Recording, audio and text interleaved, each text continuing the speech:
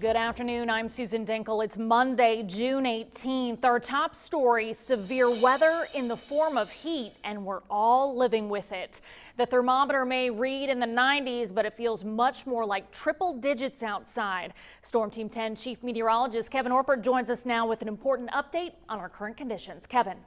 All right, Susie, it is dangerously hot out there, and with that in mind, we have a heat advisory in effect. Now, this will last through 8 o'clock this evening here in Indiana. And so what that is a combination of the heat and the humidity and so on, causing it to be oppressively hot, and I will say dangerously hot as well, with a temperature of 91 degrees and a dew point of 73, relative humidity 55, west-southwest breeze at 13. And so that puts the heat index, as Susie mentioned, closer to 100. And so no doubt heat has been a talker today. And with the heat advisory still in effect and the heat index high, Storm Team 10's Chris Piper tells us what exactly the heat index is. During the summer, when things get hot, we throw around the words heat index, but what do they mean? First, you need to know how we find it. The first thing we look at is temperature. Then we compare that with the relative humidity.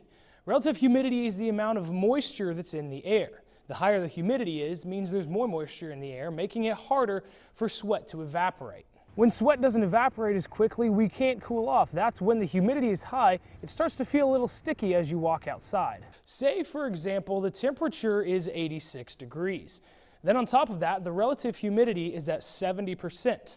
At that temperature and relative humidity, the feels like temperature or heat index is all the way up at 95.